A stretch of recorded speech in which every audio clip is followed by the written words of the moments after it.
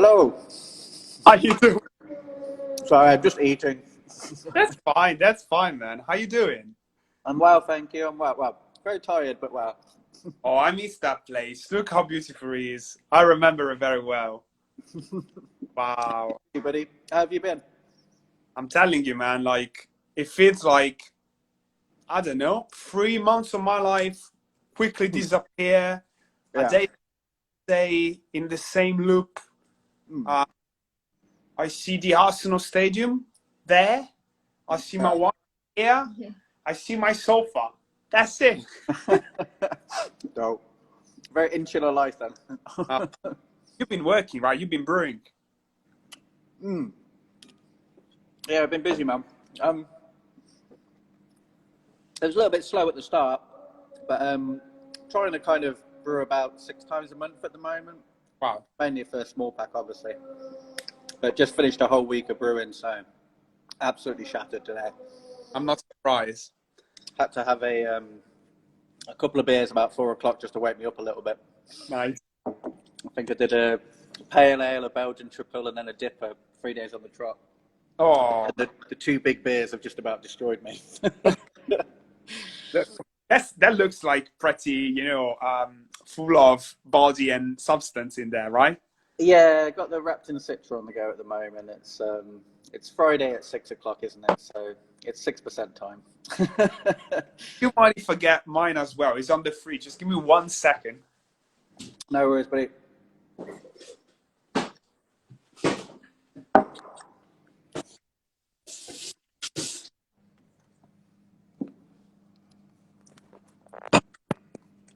Have you been following any of the stuff recently by any shot?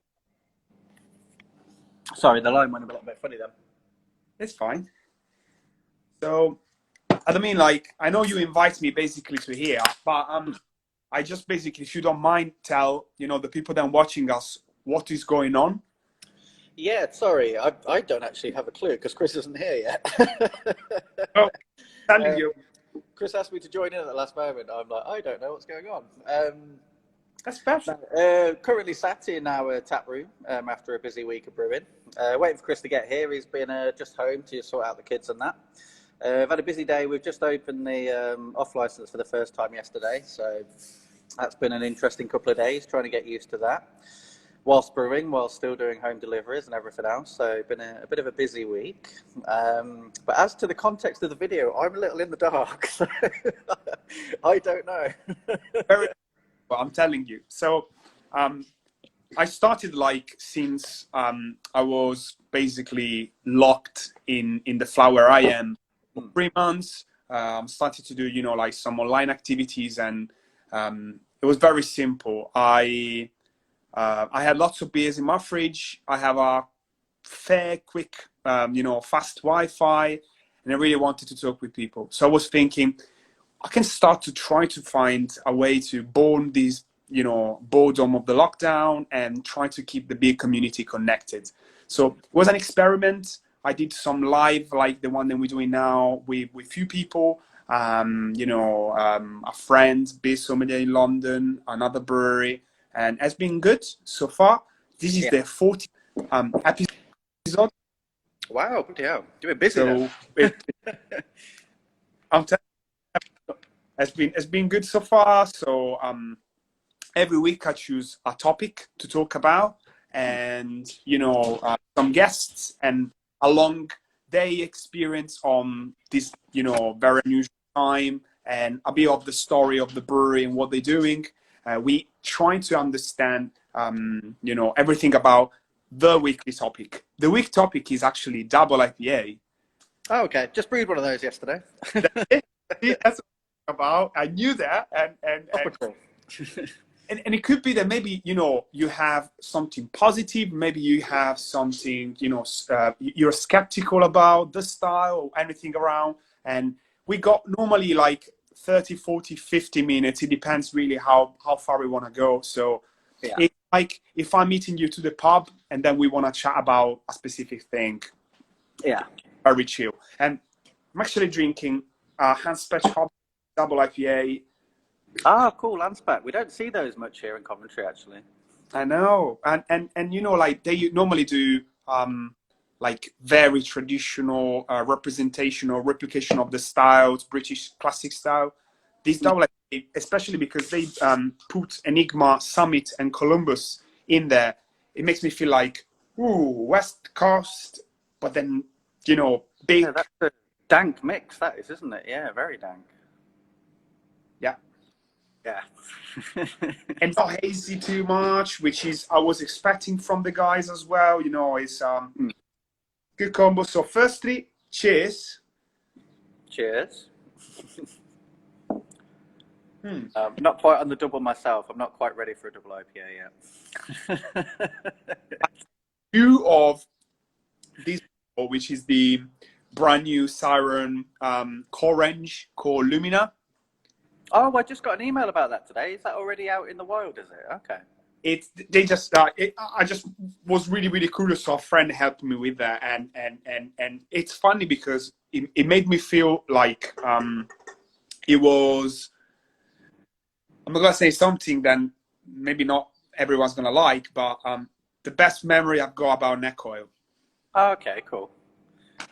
I was quite alarmed when I got the email because I've been so busy this week, but I've been keeping a passing eye on what people have been talking about on Twitter and Facebook, and there was all this fake news going around about Siren being bought out or something, and then I got that email earlier, and I thought, oh my god, what's this big announcement? Is it true? Because I didn't know if people were taking the piss or not. I was a bit unsure about it. So yeah, I clicked that email with a little bit of trepidation, like, oh no, what's this going to say? It was like, oh, we've got a new beer. It was like, oh, thank God. We haven't lost another to the big boys. and telling you, like they were saying that they were missing in between their portfolio something easy approachable between Yulu and Undercurrent, or the results of having a 4.2% session, it just put them back in a game where they didn't really have anything. So that would be a nice topic to have with you as well, to understand what is your actual range, how do you turn it, and what do you choose to produce, because I want to hear about Twisted Barrel. Please, I've got questions, but in the meantime, feel free to do the intro and everything, please. Yeah, certainly. No, well, Twisted Barrel, very kind of small microbrewery, basically, brewing a 6-barrel kit here in Coventry. Way back 6.5 years ago, I think, we started out in Chris's garage as a little nano brewery project. Our background, I'm an accountant, Chris is in IT, so our background isn't in beer at all. Starting the brewery came out of love of beer, doing brewery tours, going on, brewery trips overseas, sampling different beers, as you do. And just trying to have a go at it ourselves, really. We kind of voraciously read every book out there, read pretty much every forum to death, trying to learn as much as we could about the process. And, sorry, low battery. That resulted in us setting up the brewery in order to try our hand at it, really. We'd done a little bit of kit brewing and extract brewing ourselves. And we just wanted to see what our beers were like, really. We were in that situation where you give beers to friends and, oh, Chris is here. Hello, Chris. Hi. You give beers to friends and the like, and they give you great feedback, but at the back of your mind is that I've given them this beer for free, so they're going to say it's great, because if I don't say it's great, I'm not going to give them any more free beer. So that's always playing on your mind when you're kind of giving beer to your mates. So yeah, it was a bit of it was a passion project as it started out. We gave ourselves a year to see how it would go. We started out, which at the time was, I guess, the normal, well, it wasn't quite the normal route. We started out with a session IPA, a pale ale, as you normally do as a brewery, but we also started out with a vanilla mild and an elderflower saison. So that was the early hint that I guess we were more interested in brewing a wider range of styles. And as we've expanded over the years, that's always been our approach, really, which I guess when we come back to the topic later on about hoppy beers is something that I guess is quite a bone of contention, I think, in the industry, or for brewers like ourselves that want to brew a wide range of styles but then find them very hard to sell. We're lucky enough to be in Coventry that is a little bit of a beer desert. There's a few great breweries popping up now, But there wasn't really a lot when we started out, other than Biots, who do fantastic kind of craft and real ale. There wasn't really a lot in the area. And the people of Coventry, like, they've got quite wide palates because there's been kind of certain businesses in the area that have introduced a lot of Belgian beers to the community over the last 15, 20 years. Strong real ale culture as well. So people aren't really hopheads around here. They want a variety of styles. So we knew that. We're part of Coventry, you know, born here, raised here. We know that's what the city's like. So our approach wasn't ever really to define ourselves by a particular style of beer. Over time, I guess we've developed a range of hoppy beers, sour beers, dark beers, and Belgian styles that we're quite proud of.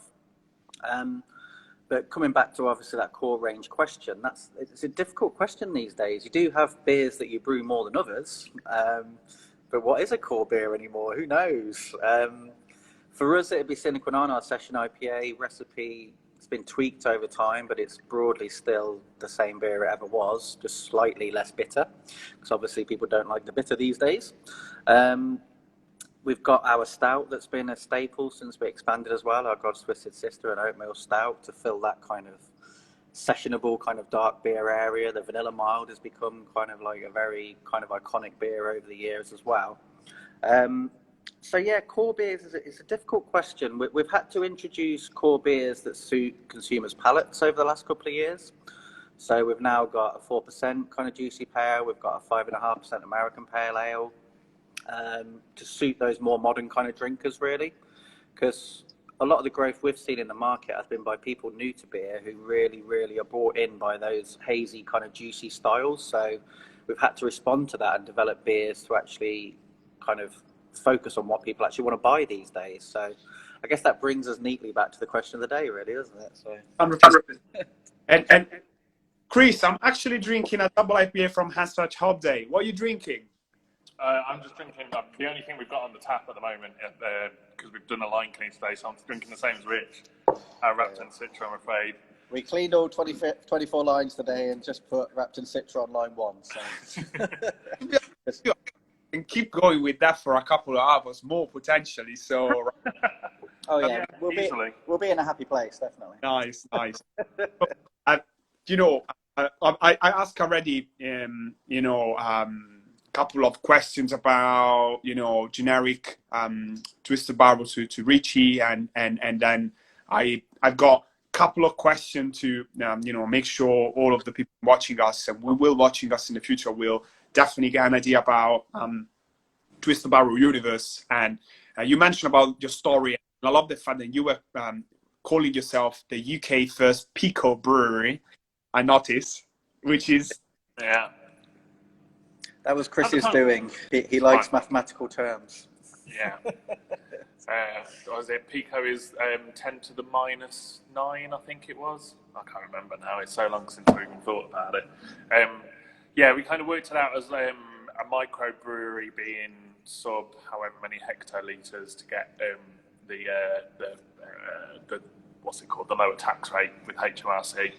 And then kind of worked out when we were brewing on a 60-litre kit in our garage in a suburb of Coventry, I worked out how much smaller that was than a microbrewery, and I kind of came up that it's about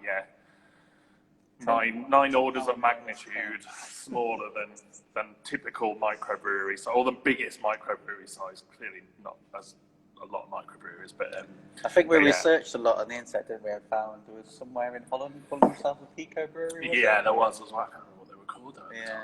There was a Pico brewery in Holland we could find, but we couldn't find any other Pico breweries. And there clearly were other breweries before us that were that small as well, but at the time, it's very specific. At the time, which is 2014.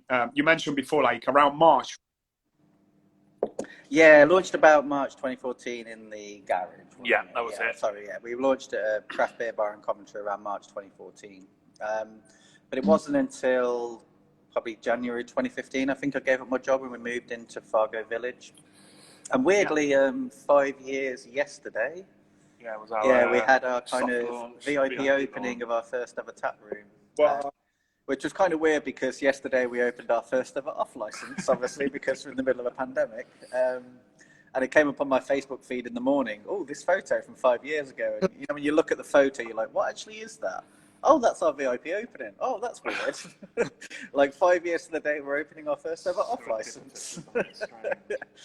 So I just texted Chris and Jen and just said, yeah, looks like we're going upward. No, what was it? Onwards and sideways. 5 years on, from first tap room to first off license. So there we go. I love the fact that you jump from a 60-litre kit, a 1,000-litre kit, into a 3,000-litre kit, which is the actual run right now, right?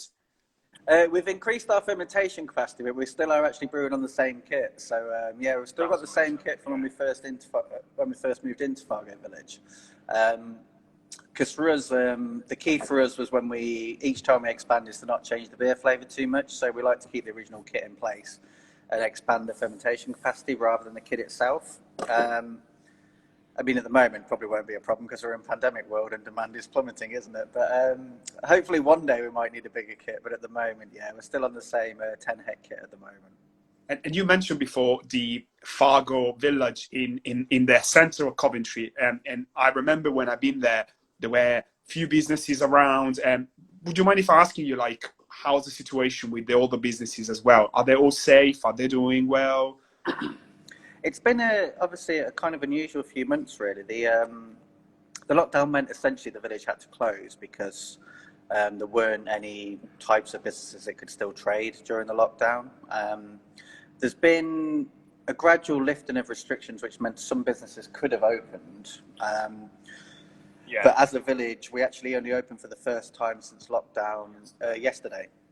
So now kind of trialing Thursday to Saturday is just 11 till 4, just to see how it goes, really. And it's kind of a shame, really, in a way, because of the current situation. We've had to basically strip all the furniture out, and there's no alcohol allowed on site, that kind of thing. So it's been really great. People have come down and supporting us, but it's no longer a place you can just come and hang out at the moment. So we're really looking forward to getting that bit of it back. Probably because you just miss that vibe, that nice kind of family vibe you get from the village. Nice chilled out, just come out. You could have a meander, wander into a bookshop, go and get a pastry, come and get a beer, sit down and chat for a little bit, then head back out, go and buy some, I don't know, some geek memorabilia, buy a record, buy some plants, get some antiques. You could do all of those things in an afternoon, and it's like effectively you kind of, I suppose it feels at the moment like everybody's, okay, it's only yesterday and today is all Fargo's been open, but it kind of feels like people are coming for a purpose and then kind of leaving. Nobody kind of wants to have that wander and meander and chill a little bit. And I mean, it's Thursday and Friday, so we've not got many families and things. And we very, very rarely did during the week. Pretty much every business that could switch to online, pretty much straight away. So I think the record store, the memorabilia store, places like that that could still fulfill their remit online did move to that model. So on the kind of tenants group we have, you know, it's like, oh, I'm coming in today to fulfill all my orders, and that's been, you know, several times a day, all the other businesses saying that. So I get the sense that people have still been, you know, quite busy and managing to maintain an income throughout the situation. But obviously it's quite a big thing for us to be open again, so that's been a little bit of a stressful week, I think, for everyone. But and typically the second we open our doors, we're in the middle of a massive thunderstorm, which seems to be how we closed our doors back in March. But February was the month of thunderstorms, wasn't it? March was actually okay for about 2 weeks. But yeah, you just feel a little bit cursed by the weather sometimes around here, because Fargo's beautiful, but it's not undercover. So I remember that. You're right. Well, you know, another interesting thing compared to many other breweries in London is the fact that your tap room and the space where the tap room and the brewery is, I would say it's massive. It's like very large. You have a capacity of 300 people into the space, which probably is going to give you it will make that all the people, probably like distant enough to have a beer whenever you're going to open again, right? Yeah, I mean, it's one thing playing in our favour, really. We're planning to reopen with a vastly different model to what we had before. Obviously, things became a bit unusual. But we'll be moving to more of a kind of restaurant model, you know, the maitre d' and table service and everything being ordered through an app that we've been working on that I think is about ready to go. Almost, yeah. So it literally will be like going to a restaurant that's a bar, you know, when we reopen, but we're only going to reopen in a very limited fashion on Fridays and Saturdays just to see how things go. We're quite conscious of the safety aspect of things, and that's been quite uppermost in our mind. I feel like in this kind of new world that will exist, that people will be very wary of how safe a business is when they want to go there, and they'll only feel reassured to come back if they know it's a safe environment and a clean environment. So clean, obviously, you're always ticking the box as a brewery. You can't really have a dirty brewery at the end of the day and still make good beer. So that's not too much of an issue for us. But the safety and making sure that people are socially distancing, that there is enough distance between tables, that they're not having to go and wait at a bar and be in kind of big groups or anything like that. We're having to rework the toilets quite a lot in order to get rid of these pinch points where people can be stuck next to each other and things. But to be honest, we are really, really lucky. We actually did some of the modelling around Italy, which seems to have handled the pandemic quite well compared to, not in terms of deaths, obviously, but in terms of how they've responded to how to adjust to a normal life. We were looking at their rules around opening bars and cafes and applying them to our own unit. And weirdly, I think, based on the rules in Italy, we could actually have 150 people in our tap house. So that still seems like quite a big capacity. We're going to, I think, limit ourselves to about 80, aren't we, in terms of tables and that, just so we're not getting into too risky a situation. Yeah, really. and I think the other side of that is it's going to change the way our bar staff work. The fact that we're going to move into an app ordering model, so you'll from your table you will order all your apps to limit the contact between both staff and customers as much as possible, and customers and other customers. I think it's just going to become difficult running a delivery service with 150 people all trying to order drinks at the same time. You know, I mean, even on a good day with fully staffed bar, there's a queue at the bar. So I wouldn't like to encounter that kind of problem and have people sat at their table also banging and expecting us to jump to it to get their drinks to them as quickly as possible. So yeah, that's my main worry.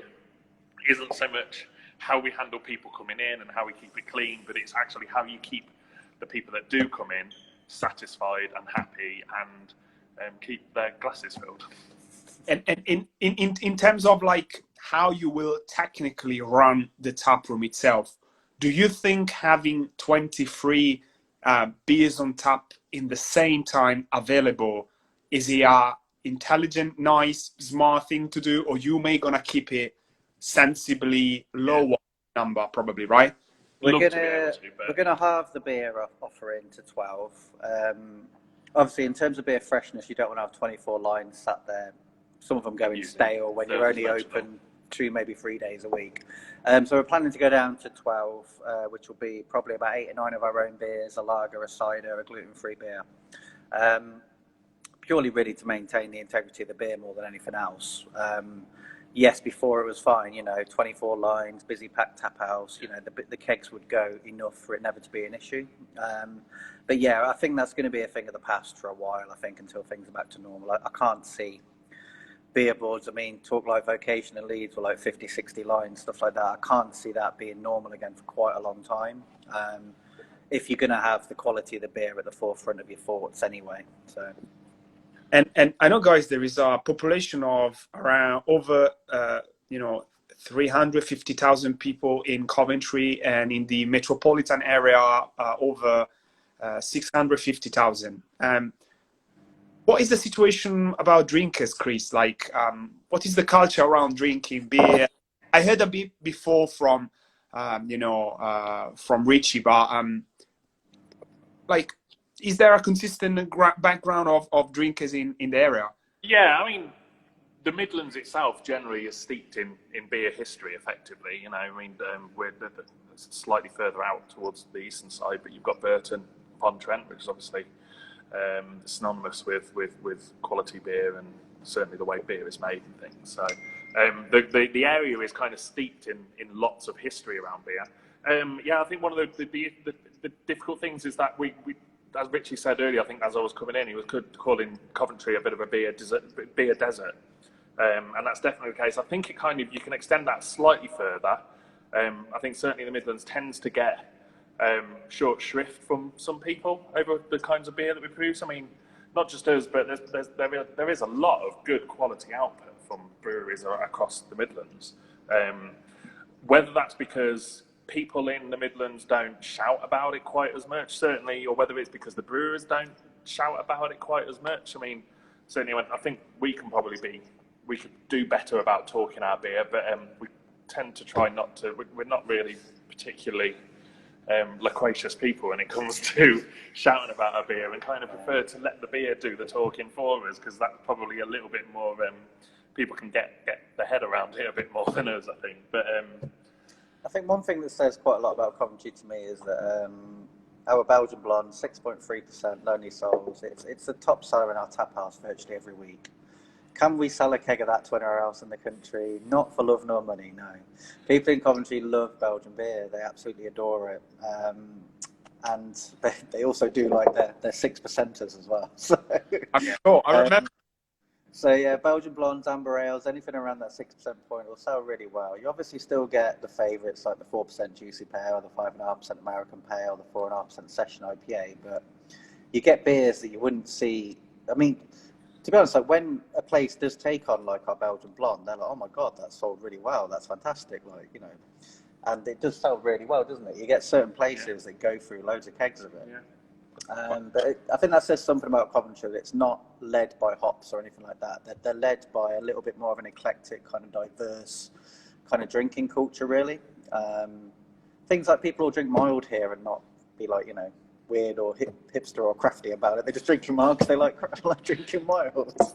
It's a different world, you know. If I'm chatting about, Twisted Barrel down in London, people knows you actually for the sours and for the hop forward beers, mostly. And then if they've been lucky to come down to Coventry and see, all the rest of the portfolio than you have, they actually realize all of the other styles that you brew, which is great.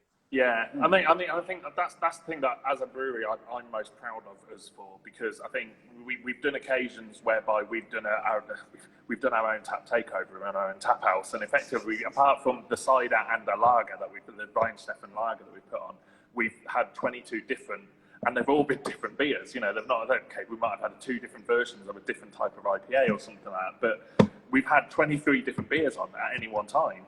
And I think it's, apart from, for a brewery of our size, that's unusual. And you're right, I think when we do get a recognition from other parts of the country, it tends to be in those quite specific areas like sour, kettle sours and IPAs and all those kind of things. But I think a lot of people are surprised that we do such a diverse range of styles and don't try and pigeonhole ourselves. I think it just feels like, I mean, I know Ritchie certainly does, but I get bored doing the same thing day in, day out. So where's the enjoyment in that? That's not why you brew, is it? To do the same thing over and over again. I might as well just go back into the office and sit at the desk again. I think that's the thing. Like we never really approach it as a business. We're terrible at that. We approach it as beer drinkers that like drinking a wide range of styles. Yeah, would like to go up and just say, I'll have a third of everything on the menu, please. It stabs us in the back a lot because we sit on a load of beer that no one wants to buy. But we like brewing it and we like drinking it. So that's kind of where we stand, really. Yeah. I think it was a comment on Instagram the other day. Just like trying Twisted Barrel for the first time in ages because they tend to drop off the radar and come back again after months on end. And it's like, because we're busy brewing the stuff we want to brew. We only put the stuff in cans that everybody else wants to buy, you know. The rest of the time, we're just brewing the beers that we want to drink here in Coventry. So, which is great. How it should be. Well, why do you think there is such an interest for massive hop forwards, drink fresh, and sometimes expensive as well, beer? Like, where this is coming from? Why? It's I think like a lot of the UK beer culture is being led by America, and obviously that is a very hop focused market in America. And for me, it is about that new generation of craft beer drinker that thinks craft beer is hops. At the end of the day, that's it. The resurgence of hops was led from the 80s onwards by America, wasn't it? That new focus and that emphasis on IPA. But I think there came that point where different styles of IPA started to come out. You started to see it maybe 4 or 5 years ago. The session IPA started out. What's a session IPA? Isn't that just a pale ale? Next year, a black IPA comes out. What the hell's a black IPA? What's going on here? Double black. You start to get Belgian IPAs, sour IPAs. And then finally the hazy IPA hit and really, really stuck. So you're talking about, and you see it on every forum you go in, and you see it in every bar in the country you go in now, the focus is on haze and hops, and that is really the be all and end all. And it's disheartening, to be honest, when you want to see diversity and you want to see a range of styles on a beer board and you walk into a bar. I was reading a forum comment the other day. I went in, obviously not a bar the other day, but I went in a bar just before lockdown and they had 11 hazy IPAs on and 1 double IPA, and that was the only things they had on tap. So I think for people that didn't get into beer for hops, it's disconcerting, it's dispiriting because you want to be able to brew other things, but you have got, at the end of the day, you've only got to brew what people want, and if people want something, you have to brew it. You are a business at the end of the day, and maybe there is such a big kind of what is it like? There's a bit of a social media buzz, isn't there, around kind of hazy, hoppy beer and that, and I think that growth of kind of Instagram and everything alongside hazy hoppy beer has really kind of created this awful situation where everyone is trying to make the same style of beer because they know it will sell, and that just means the market gets a bit saturated. And I'm seeing a lot of kickback in articles now in America where people are saying, yeah, there's tons of hazy IPAs on the market, but I won't go near them because 90% of them are brewed like trash and they just taste like sludge and they taste like vegetal matter and things like that. So I think you're starting to see a kickback against it. I've noticed over the last year West Coast styles really coming back into fashion, which is nice.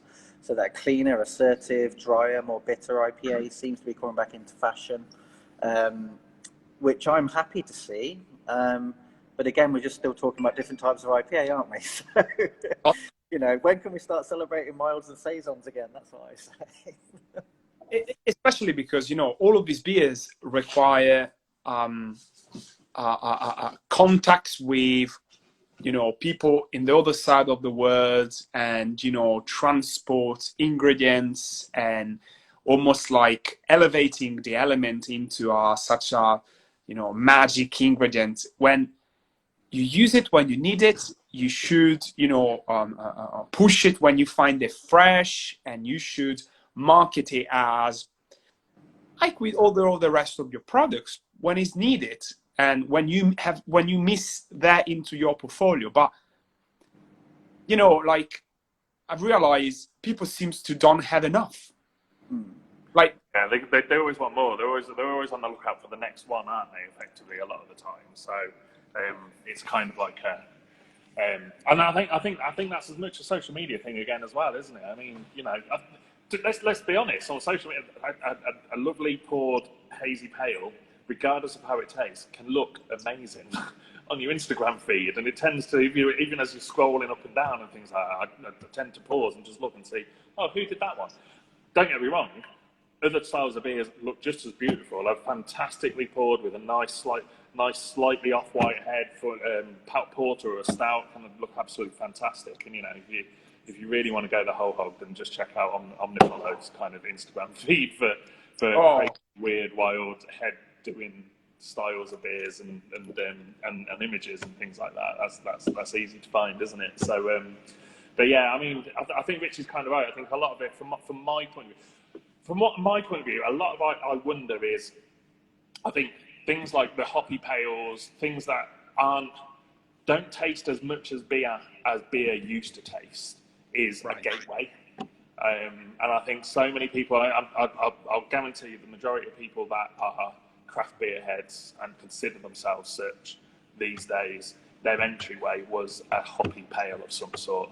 I think I know from my childhood, a lot of the kinds of beers that I find interesting now would probably be the kind of things that my dad would have drank. But 10 years ago, before we started anything to do with the brewery, I probably wouldn't have gone anywhere near them. So my tastes have changed, my palate has totally changed, and hopefully it's all for the better. Because I mean, you know, it's rounded, isn't it? You've got to have a rounded nutritional intake for your food and your drink, haven't you? Which means all different colours and all different styles, definitely. So I hope, you know, that's where my go for the nutritional route.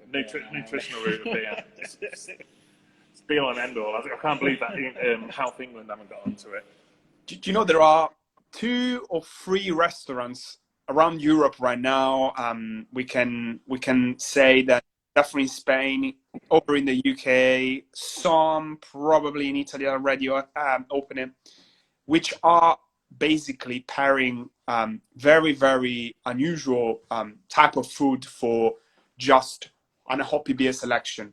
I'm not saying who they are because we all can check that and, you know, think about having exclusively heavily hopped beers in different ABV, different kind of, you know, hop levels, and then serve Asian food or seafood rather than, you know, Indian barbecue inspired food. This made me feel like,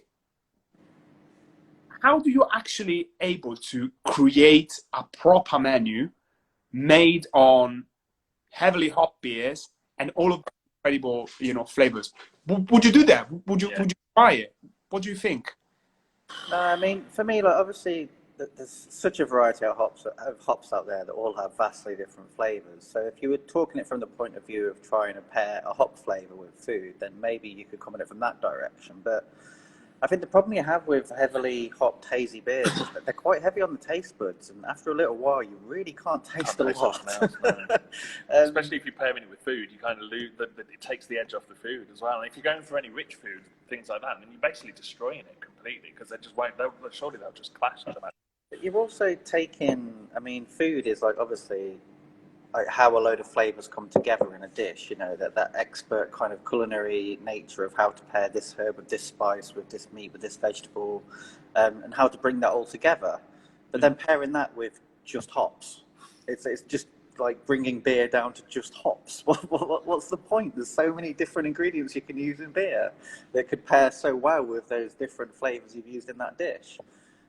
So no, that seems nonsensical to me. Kind of feels like a catch-22, doesn't it? Because the whole there's lots of breweries that do a really good job of making pale beers in this country and across other countries, and you know they're pretty much known for just doing IPAs, pretty much.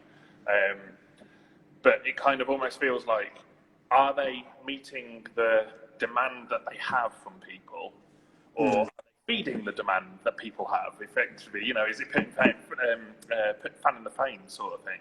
I don't know. You kind of want to dig into it and kind of walk your way back through it a little bit and see is things like that where you're trying to pair specific one type of beer effectively, or a range of one type of beer with food because that's what people think you should be doing, or is it because they actually think as producers of food that that's a really good pairing?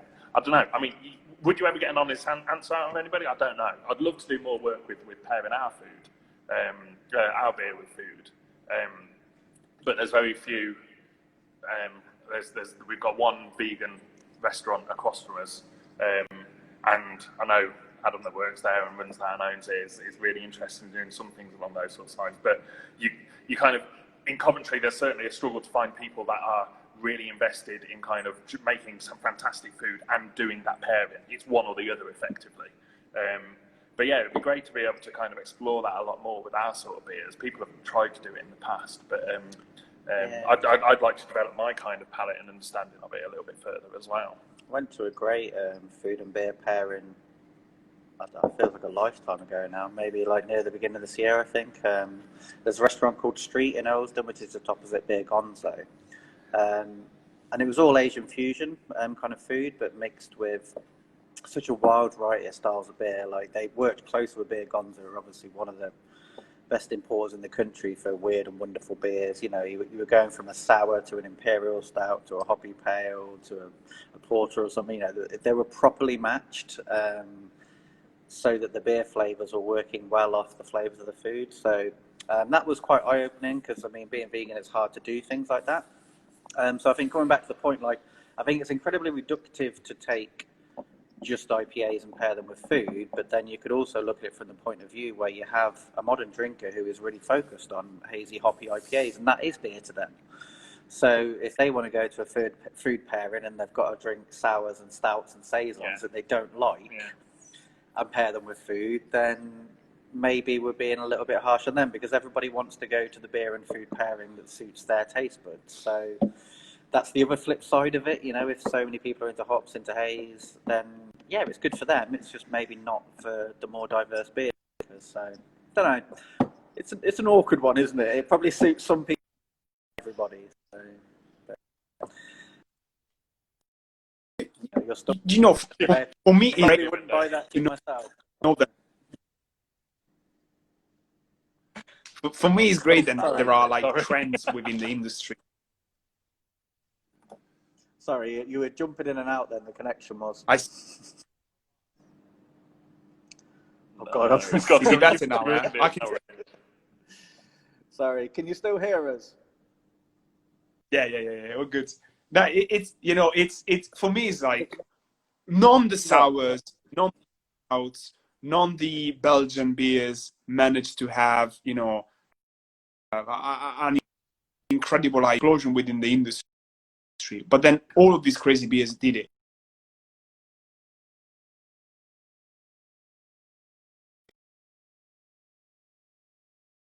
Is it like make sense at all?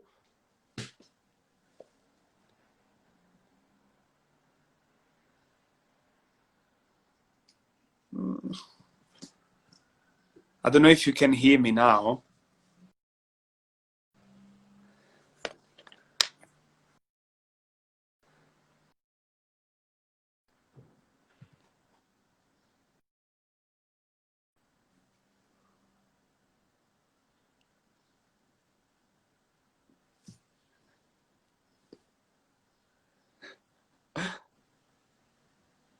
Non li sento più.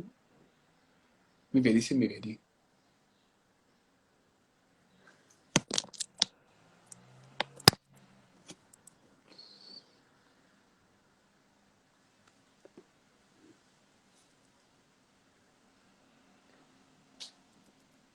Aspetta, mi senti? Parlare?